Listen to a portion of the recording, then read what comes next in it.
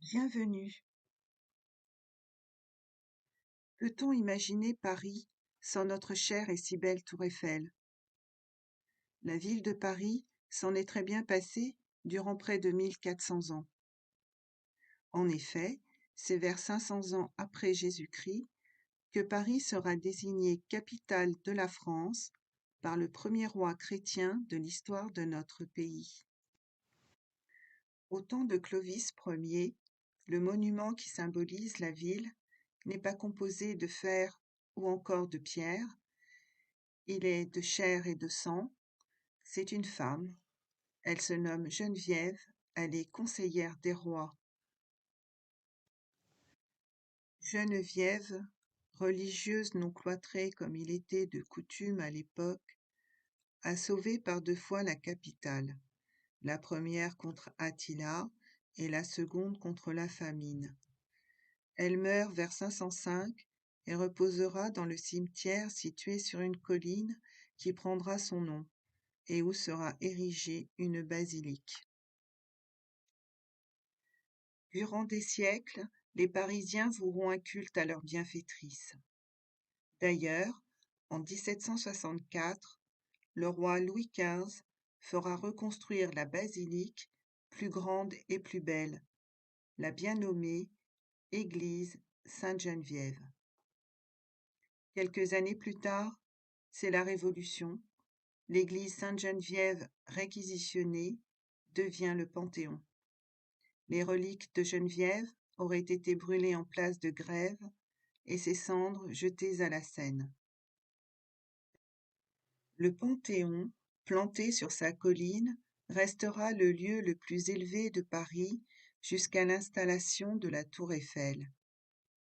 Au jour de son inauguration, en 1889, la tour Eiffel est même l'un des monuments les plus élevés au monde et sûrement le plus décrié de France. Construite en moins de 2 ans pour l'exposition universelle célébrant le centenaire de la Révolution française, elle est composée de fer presque pur. Elle devait être démontée, mais au regard de son succès, fort heureusement, il n'en a rien été. Aujourd'hui, nous sommes informés que le chef-d'œuvre de Gustave Eiffel serait altéré par la rouille. La rouille a la particularité de fragiliser les structures qu'elle attaque. En effet, le fer sain y est remplacé par l'oxyde de fer. Alors même que Gustave Eiffel avait recommandé de peindre la tour tous les 7 ans, la dernière mise à neuf de la peinture datant de 2003 fait peser un risque à l'édifice. Toutefois, soyons rassurés, elle ne va pas s'effondrer. S'il y avait le moindre doute, elle serait tout simplement démontée.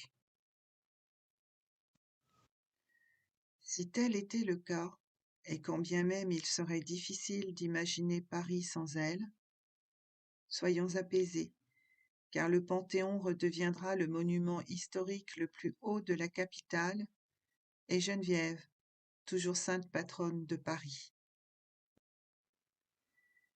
Je conclus sur une citation de Charles de Gaulle, extraite du 3e tome de Mémoires de guerre, Le Salut, édité en 1959. Vieille France, accablée d'histoire, meurtrie de guerres et de révolutions, allant et venant sans relâche de la grandeur au déclin, mais redressée de siècle en siècle par le génie du renouveau. Vieil homme, recru d'épreuves, détaché des entreprises, sentant venir le froid éternel, mais jamais las de guetter dans l'ombre la lueur de l'espérance. À bientôt.